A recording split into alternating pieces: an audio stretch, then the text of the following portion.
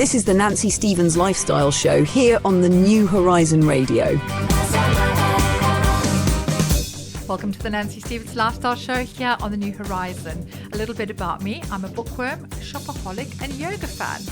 And today's packed show is very exciting. I'm talking about the latest Bridget Jones movie, more Apprentice shenanigans, Jojo from Strictly's autobiography, and why skinny jeans are out. And my guest is Joanna Madison, who is a hypnotherapist. So first thing I want to do, my book club, which is my working with waterstones. I love alliteration, but it always catches me out. So I'm going to talk about this amazing book. I'm a huge Jojo fan.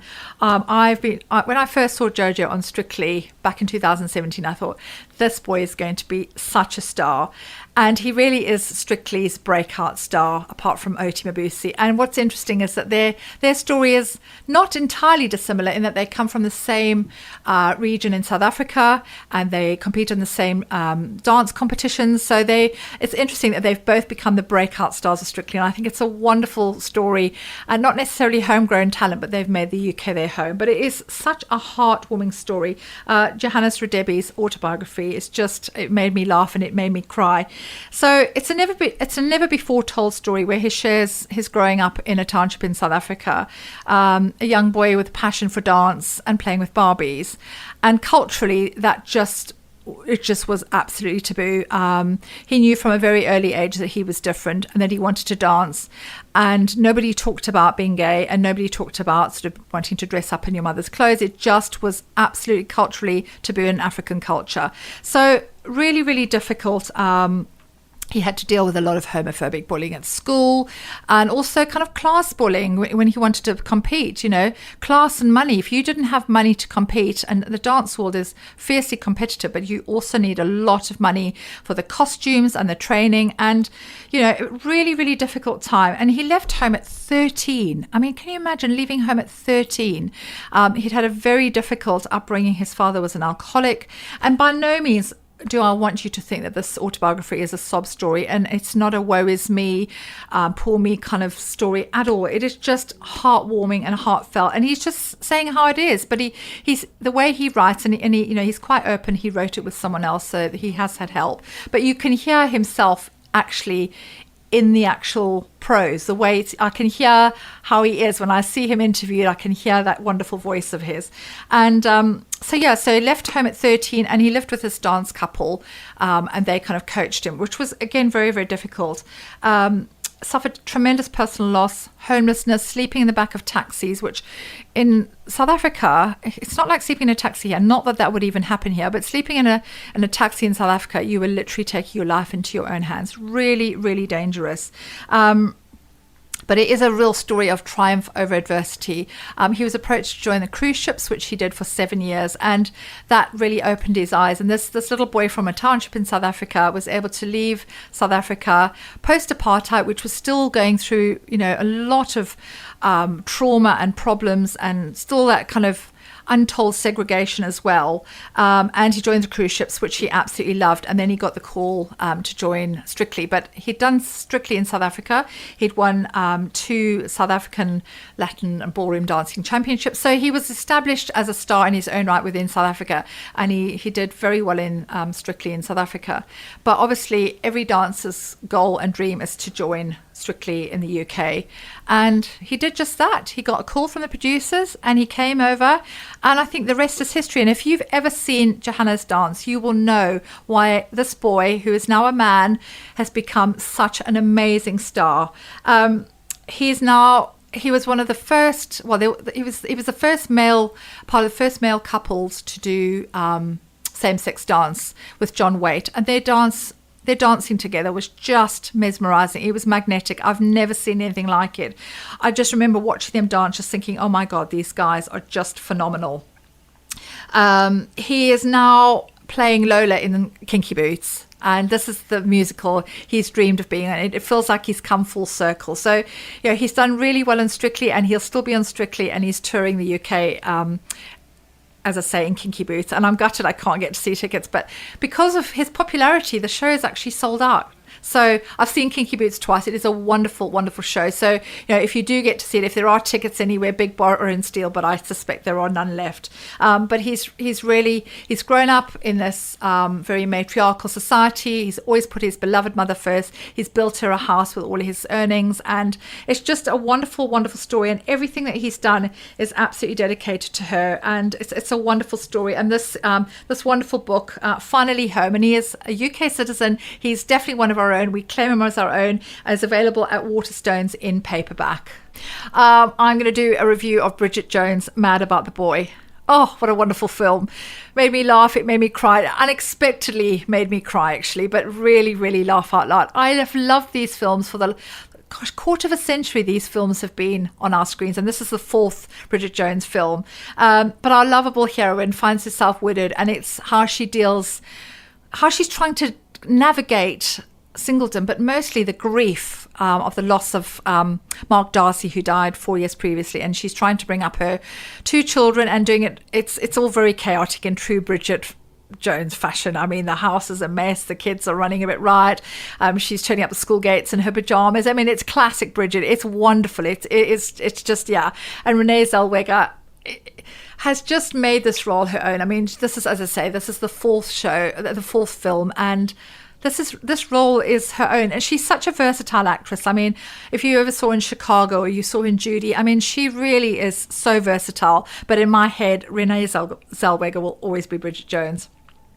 It's all the original cast, which I absolutely love, and Hugh Grant is there as Daniel Cleaver, as her dastardly ex, and he's still stealing every single scene. I mean, he really is. I mean, Hugh Grant has got to the age now where he really just doesn't give a damn.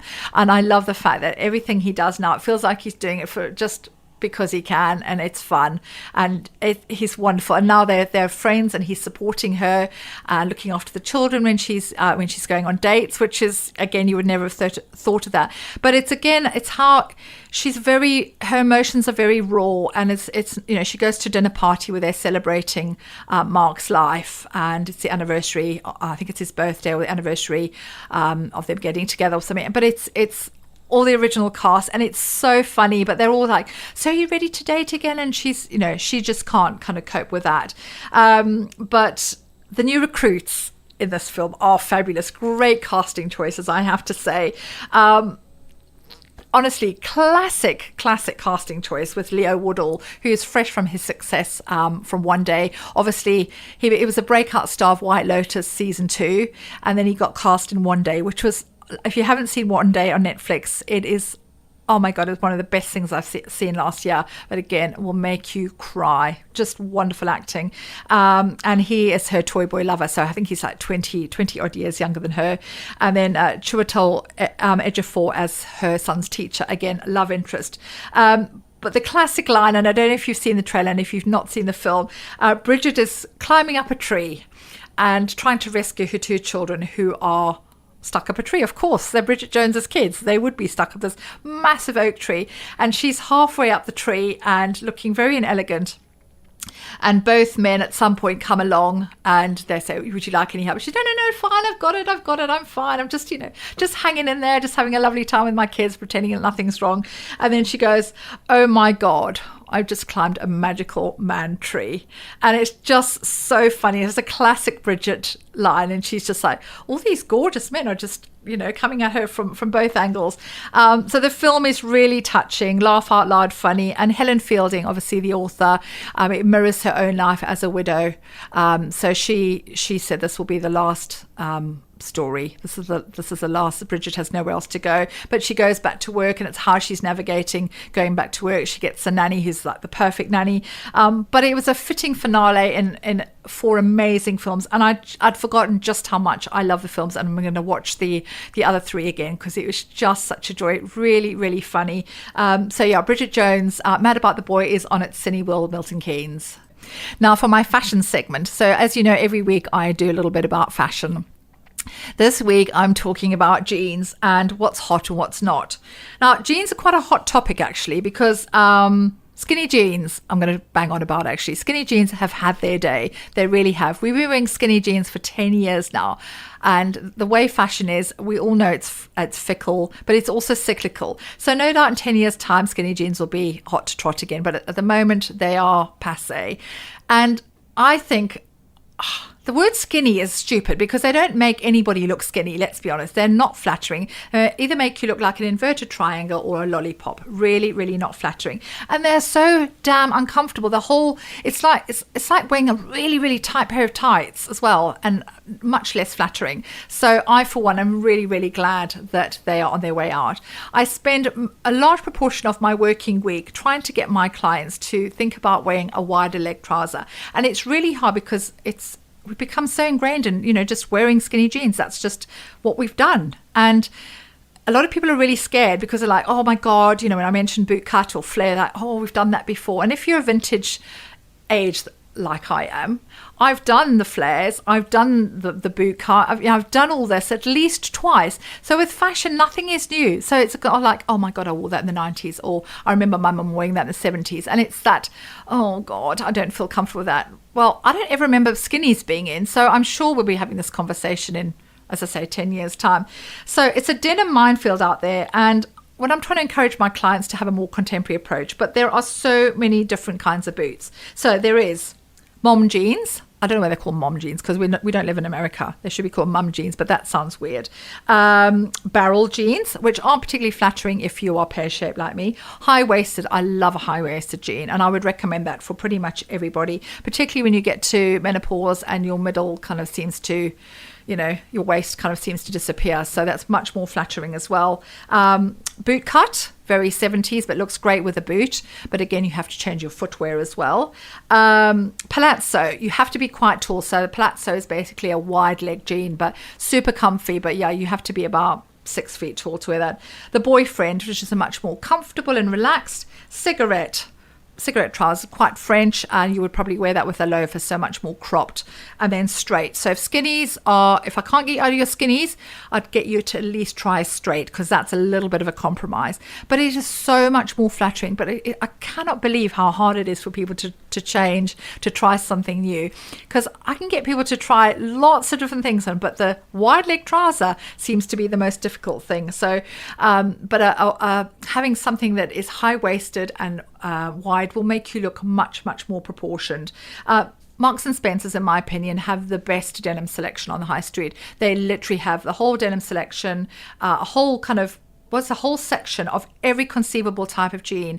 But what I do love, and next to it as well, is they have a petite section as well. So if you're 5'3" and under, that means you need to be wearing petite. So that's short. So anything else is going to be too long for you. So petite, the average UK woman now is a size 16, 5'3" and under. So we need to be kind of catering more for that kind of size. But you say Marks and Spencer's jeans come in at about £39. So really, really good value. So definitely recommend that. But yeah, I say it is a minefield. If you are still on the fence, on the denim fence about it, just drop me a DM and we can have a virtual, a chat about what would suit you, and I'm really happy to advise, because it is a minefield out there, and where on earth do you start? So drop me a DM and we can sort out a virtual session. Now for my TV section, The Apprentice. Crops to Cash was the last week's episode, where the two teams were given potatoes and tomatoes to sell.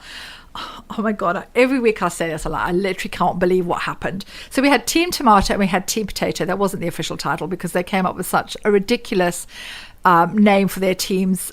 I mean, just honestly, I don't know where they get the names from, because, anyway, I've named them Team Tomato and Team Potato. So Team Tomato headed to Zzz's, and they were obviously going to make pizzas with limited success. But Team Potato, led by the dictator, aka Nadia, I've never seen television quite like it. It was absolutely extraordinary television. She literally rolled the team into doing what she wanted.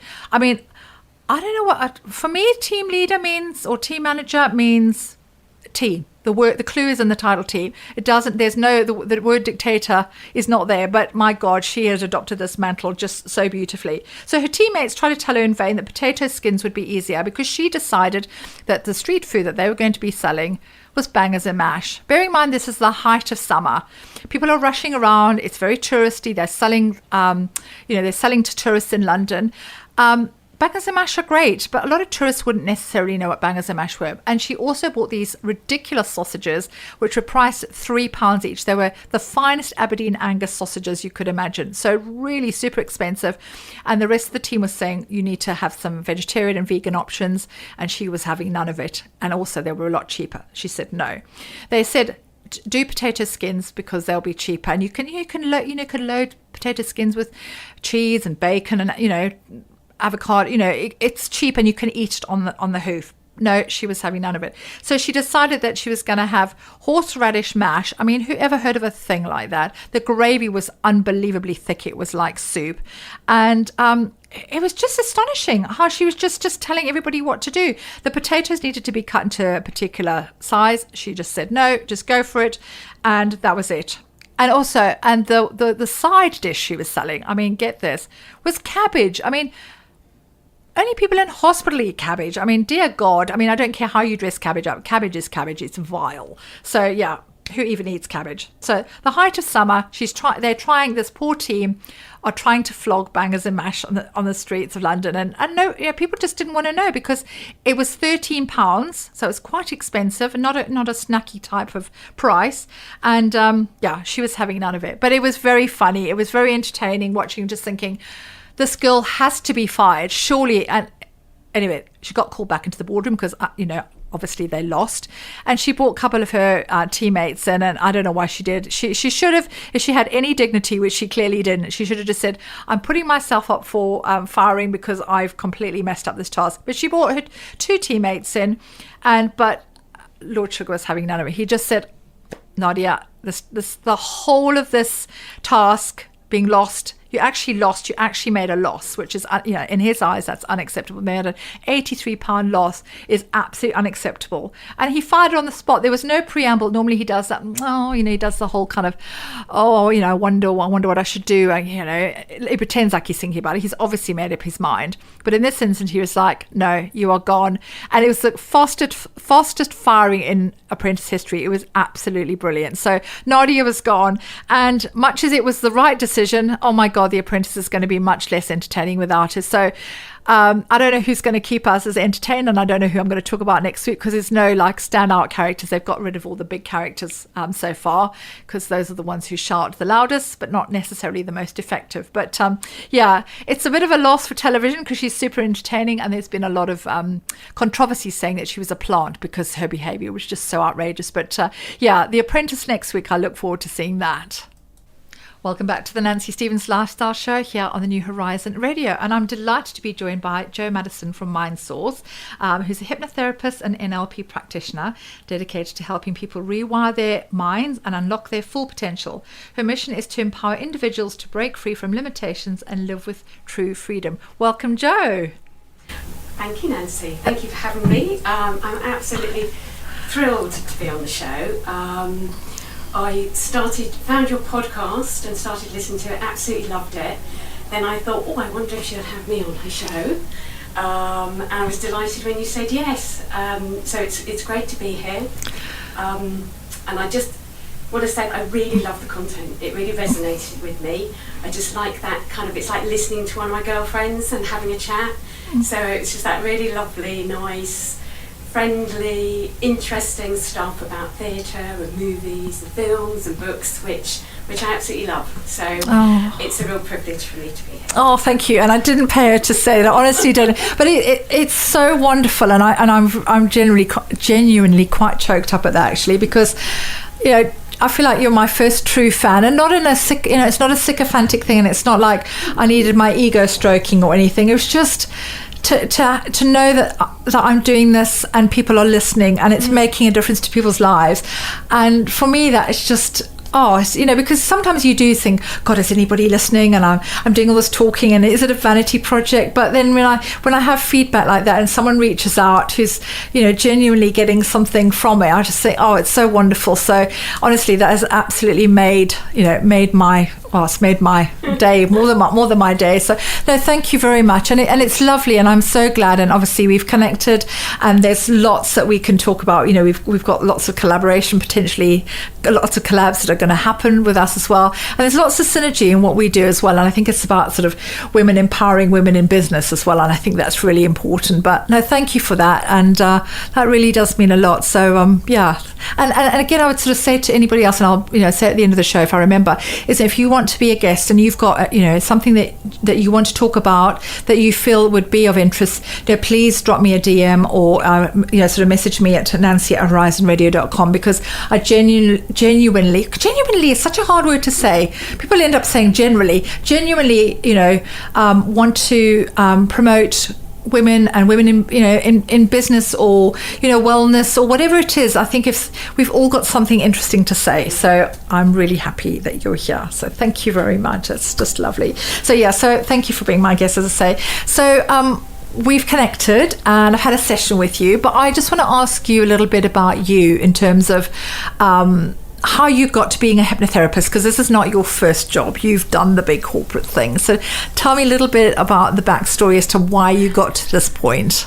Well, there's kind of two ways to approach this. So I first got into hypnotherapy about 15 years ago when I was at work, and I was kind of struggling to get myself to articulate. You see, I'm doing it. It's menopause, though. Articulate my what I was trying, explain, where I was or what I was doing, or my kind of myself to my colleagues, and I just really struggled. And I found a CD, and I think it might have been in a charity shop, and it was a hypnotherapy CD, and I was like, oh, and it was about clarity, being able to talk clearly, being able to express yourself. So that was my first introduction myself to hypnotherapy, and I started listening to it, started seeing the benefits. And really, I've carried on doing that up until about 10 years ago.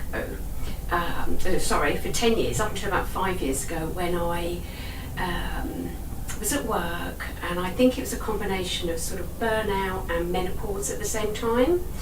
And I found myself again in these situations, in meetings and things where I was just all over the place. I either couldn't find the answers to things that I knew, or I was like in a completely different space, thinking about things completely different to other people. And I was a lot of work going on at the time, a lot of big projects, and I ended up with burnout. So I took some time off, and my other half, who's a counsellor, was like, do you think you need some counselling? I went to see the doctor. They said, do you think you need antidepressants? So I was like, no, my brain needs to be reset and recharged. And I found this course, this program of hypnotherapy, and it was like a bit, you had a workbook, you had in-person sessions, you had group sessions, you had a kind of online thing as well. And I did that for 8 weeks, and it absolutely turned my life around. It was just amazing. Go back into the workplace, was working, kept going back to this course because there was just so much in it. Kept up with the hypnotherapy and the self-hypnosis, and then one day I was talking to some girlfriends, and we were talking about our exit strategy. How do we get out of corporate life? How do we get out and kind of do more of what we want? So, and I sort of thought about it, and I thought, I keep going back to hypnotherapy. I keep going back to it. Maybe that's what I should do. So yeah, and that's when I retrained. So I did a load of research, found a school that I really liked, did the training, and then started a side hustle, just doing practice on the side, getting clients, getting a bit of reputation, really starting to understand, kind of find my pace and myself. And then got made redundant a year ago and decided to go for it full time. So that's where I am now. Well, that was obviously meant to be, and the fact that you just kept coming back to it and the redundancy was obviously a sign. So yeah, so the corporate world's loss is our gain. So Jo, we're talking about hypnotherapy, and when we first met, we talked. You said, what could you help me with? And I thought, well, actually, I'm in quite a good place, but there's always stuff one needs to deal with. I'm not saying I've totally got my life together, because that's not the case at all. And then once you start thinking about things, you think, actually, there's this and there's that, and I could do with help with this and that. But the thing that was actually uppermost in my mind was, and this is a funny thing, and I've mentioned this on the show before, is eldest daughter syndrome. Now, this is not something I'd ever heard of till very recently. It's trending on TikTok. It's everywhere, and I'd heard it on a podcast. I think it was Women's Hour, and talking about the responsibility as the eldest girl in the family, not the eldest child, the eldest girl feels towards the family, and that whole need to kind of control. And there's a fine line between control and sort of helping people, and just making everybody better and fixing things and organizing things. And to be honest with you, it's utterly exhausting being me sometimes. It really, really is. So I wanted to sort of see whether this was something I could use as a positive, because I do get stuff done, and I do bring the family together. But it's also like stepping back and saying, actually, I don't really have to do everything, and that's not my job. I mean, I don't know who designated me, in charge, but I seem to have put myself in that position. And so I came to you with I just kind of wanted to just calm down a bit, and sort of, for you to kind of give me the tools in which I could sort of cope with that. And obviously hypnotherapy is not talking therapy, and we could have talked for ages, but when we talked in my first session, it was really interesting talking about why I wanted to do this. And we did a session, and I actually fell asleep, and it was really relaxing. And I have to say, since then, I have felt lighter. I'm not saying that desire to just sort the world out has disappeared, because one needs more than one session, but I have felt a little less anxious about trying to save the planet. And I'm sure that first session has helped. So I'm looking forward to another session. But tell me, kind of like, firstly, had you ever heard of eldest daughter syndrome? And B, what kind of went on in our session? And I'm very happy to be open about it. Well, first off, I hadn't heard of eldest daughter syndrome, so that was a new one on me. So I had a quick Google and had a little look, and like that, sort of found that description that you've sort of given there. Now, how I would approach that in a session usually is like that: when a client comes and it's quite sort of broad. They like certain things that they and certain traits, but there's other things that they kind of want to let go of. And the way we work with hypnotherapy is we're working in your subconscious mind. So I set you a little bit of homework before the session to start thinking about what has it enabled you to do, what you like about it, what things you don't like about it, and that will set those questions in motion and start your subconscious mind thinking about things, even if you weren't consciously thinking about it. So while in the session it was quite a sort of a broad outcome that you were looking to achieve, we know that actually within your subconscious mind you've got all the answers as to why you want to change, what you want to change, and how you're going to do it. And literally what we're doing is we're illuminating that path, we're bringing that up into the conscious mind so that your actions then become automatic and you're starting to feel those changes, and they're coming from your subconscious. So that's how we start to work. Future sessions, probably what would happen is that you would come back and that you'd talk to me about the changes that were happening. We'd talk more around what the you looks like without the parts of that you want to change or you don't want to be so involved in. And we then really start to strengthen that. We start to strengthen those neural pathways and the preferred behaviour. So that's kind of how we work. And then as things come up, we just hone in and focus on them. I mean, it is absolutely fascinating stuff. I mean,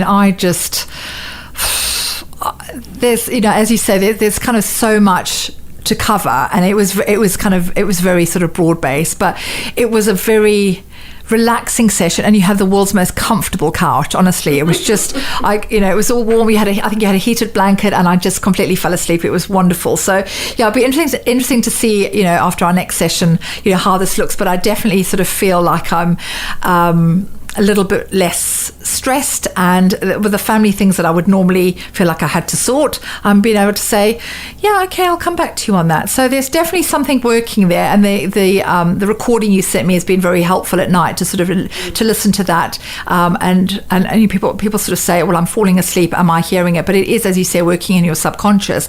And I've done this sort of thing before with SlimPod, and the whole the way that sort of the neuroscience works is clever stuff. I mean, I don't purport to understand it all, but there's definitely something that definitely works, because the food noise for me turned off. And definitely, I'll say, after one session and you send me the recording, that has definitely helped. So I'm looking forward to sort of exploring in more detail as much as we can in the time that we've got. But it is absolutely fascinating stuff. And Jo, there are so many reasons why people, I think, should see a hypnotherapist, in my opinion, because it's not a woo-woo thing at all. I mean, there's a lot of work and studying it goes into this. It's not like a 6-week kind of course that you do online. This is proper stuff. But what's I'm curious to know what the most common things, complaints that people, I suppose, or worries that people come to you with. Because for me personally, I would have said like a fear of snakes, but I don't need to worry about snakes because I don't live in Africa anymore. But I guess a lot of,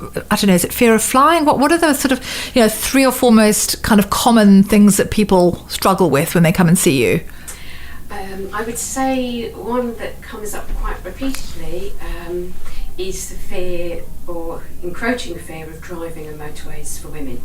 So they might come with other stress-related problems, or a bit of OCD, or other concerns, but generally as well, within that there's this fear that about driving, about going places in the dark, about going places that are new to them.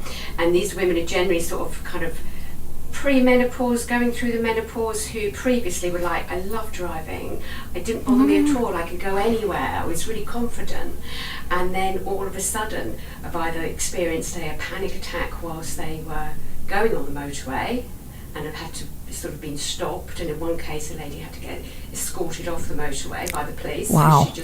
And it was a route that she knew, and in another time people just actually sort of feeling, being physically sick and having a really terrible time because of this fear that's come over them. And obviously part of that is in terms of sort of going through the menopause itself anyway. But then it's really narrowing their lives and starting to impact on all those other areas, because they can't be as sociable or have the freedom that they used to have. So that's quite a common one that I see. Sorry, I don't want to interrupt, but I kind of get that, because I'm a very confident driver. I learned to drive in London, so I wouldn't say I'm pretty fearless, but I will drive anywhere. But I do find latterly, sort of being postmenopausal, I like driving. I'd like driving less, and I would say motorway driving, particularly at night, I would do it. But there's that whole, I do feel very sort of tired, and the lights and everything I do find sort of quite overwhelming. So I kind of get that, and there is a loss of confidence that is definitely comes from the menopause, because before menopause I would have just driven anywhere, but I cannot now probably drive great distances at night on the motorway. And I'm definitely know that my peripheral vision has changed, everything has changed with the menopause. It really has. I don't want to keep blaming the menopause, but it's interesting that I'm not alone. So yeah, interested to know what other things that people come to see you about as well. What are the other things people come to see you with? So lots of anxiety. Lots of sort of generalised anxiety as well, and also eating, whether that's people wanting to reach their ideal weight, whether that's to gain or to lose weight. And there's sort of various ways that sort of approach. Some people just want to come because they just need to stop eating sweeties, and or they just want to stop eating chocolate. So that's a kind of a small little kind of fix that we do. Other times it's actually looking at their relationship with food, or perhaps even more sort of historical events, the way they've been rewarded with food, or they've comfort at as they've grown up. So food is quite a big one as well for people, because it's that hard, or you have to eat, but how do we learn to eat in moderation? Absolutely. I mean, as someone who has struggled with food issues, most of my adult life, and actually probably grew up with a fairly sort of healthy attitude towards food, but my mum was definitely a sugar fascist, so we were not allowed sugar, we were not allowed sweets really. It was a rare treat, and I think sort of not being able to have that made me more obsessive. So sugar, I get the sugar addiction, and obviously sugar is not great, and I know now, if I have chocolate at night, I am not going to sleep, and sometimes I'll do it and I'm like, and the consequences of that are sleepless night. I'm like, why am I doing this? So it is that switching off that sugar thing, I guess, in your head, that is, and as you say, the whole food addiction thing is, we have to eat. Food is everywhere. We're bombarded with adverts, it's not something we can abstain from. Food is everywhere, and we have to eat. So,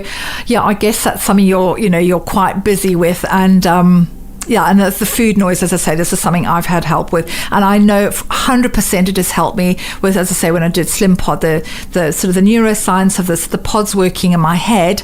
That food noise is definitely switched off. The sugar thing is still a bit of an issue, but that whole kind of thinking about food, good food, bad food, shall I eat, shan't I eat, that has been switched off. So I know 100% that it absolutely does work. So interesting. Very, very interesting.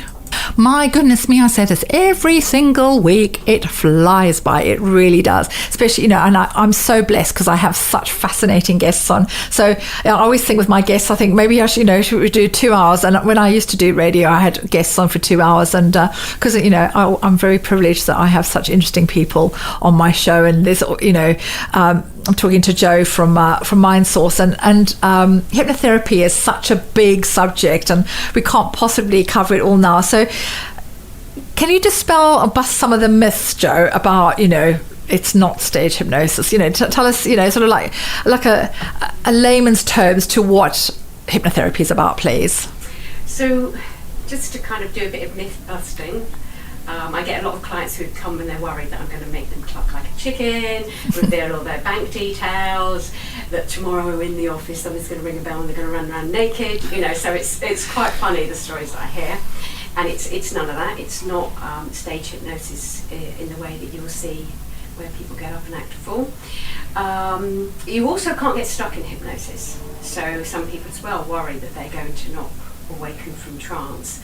And I think we scare people off with the use of the word trance, because actually it's kind of like the sort of meditative state that you go into when you're driving, engrossed in a good book or watching a movie. You're just sort of absorbed into something. So it's not like a scary thing. So I've forgotten what the second. Oh, that's okay. No, that's fine. I've forgotten as well. 2 menopausal women, excellent. This could be a very long show, because we'd be like, what were we saying? I think maybe I should retitle my show. What was I saying? About what hypnotherapy was. Yes. So for me, obviously there's lots of different types of modalities of hypnotherapy. I work in what's called solution-focused hypnotherapy, and that combines elements of other practices. So you've got neuro-linguistic programming, you've got cognitive behavioural therapy in there, and you've got solution breath therapy, and then you've got the hypnosis part at the end, and that's where we implant all that good work we do at the beginning of the session with the power of hypnosis. So that's when we're working with the subconscious mind. So it's a nice practice. It means that you don't necessarily have to go through and articulate what has happened or talk about and reveal things that are kind of difficult or private to you, because we can work in the subconscious mind and we can just deal with it there where it's safe and people are completely in control. And it's, because having sort of had I've had more counselling than you can, hot dinners, and again, I'm a huge fan of counselling. I think it's been, if you've got a great counsellor, it's amazing, and I've had CBT on numerous occasions, and that's been super helpful. But I'm forgetting what I was saying. But when I had my session with you last week, again, it wasn't about going back into the sort of the deepest recesses of my mind and having to sort of dig out some really personal or painful stuff. So I found it a really soothing session. Actually, it was lovely to talk to you. You have a lovely way about you, your tone of voice. I think obviously as a hypnotherapist it's pretty important that you've got this lovely soothing mellifluous tone which you have. And I was very relaxed straight away, but I think I was asleep within seconds on the couch, as I say, divine couch. But I think it's that whole just feeling comfortable that you haven't had to go through that, when you are having therapy, you having to go through some dig deep and regress, and it is difficult. So I found that really helpful. So it's quite good to kind of bust the myths of that's it's, as you say, it's not stage hypnosis, and it is actually hugely transformative, and I would urge anyone to sort of give it a go. And I understand that you've got some events coming up. What events have you got forthcoming? Yeah, so I've just started doing on top of the sessions I do one-to-one, I've started doing some group sessions. So I've got an event at the Cold Hatch in Woburn Sands on the 25th of March, and then I'm starting some virtual sessions, so a sort of Sunday afternoon half-hour relaxation slot, so people can join virtually. And then I'm also going to be working with the ladies at Upstyle in Toddington on a fashion and confidence event. So we're still working on a date for that one, but it can be found on my website under the events tab. Fabulous. That sounds like right up my fashion stars, and that really does. So how can people get hold of you, social media wise? So I'm on Facebook and Instagram as Jo_hypno, and my website is mindsource.me. And it's social media is wonderful because so we can get hold of you kind of Facebook, Instagram, or website, and it's really important, and you've got some wonderful testimonials on there as well, which I will definitely add mine as well, because I think for me personally, it's been super helpful, and I've absolutely loved having you on my show. Again, I feel we've definitely connected, and I think this is the start of a lovely working relationship. We've got I think we can plan some events together as well, and I think it's all about women empowering women, and we know lots of different people, so I think it's all about facilitating as well, which I get super excited about. I love just helping other women, and I think it's all about sort of female power, specifically now at our age as well, when menopause can cause sort of a loss of confidence as well. It's like we're all in the same boat, and we all kind of get it. So no, thank you. It's been lovely having you on my show. Just an absolute joy. Thank you, Jo. You can't stop smiling. Oh no, well that's good. That's really good, and likewise. And when I finish my show, I always leave here and my face is aching. So that is a really good sign. But it's been a wonderful show, and I feel very privileged, as I say, every single week to come on Horizon and talk about the nonsensical stuff, the fun stuff, and obviously the serious stuff as well. And I hope you enjoy it as much as I do. Our next week's guest is Flora Rees of Milton Keynes Literary Festival, which is coming up on the 9th of April. So we've got lots to talk about then. So exciting, and anything to do with books is super exciting. And as I said earlier, if you've got a burning topic that you wish to discuss, or you want to be a guest on my show, please message me at nancy@horizonradio.com, or drop me a DM at _NancyMK_. But so thank you for listening. For my loyal listeners, for my new fans, thank you so much. And thank you for listening to the Nancy Stevens Lifestyle Show.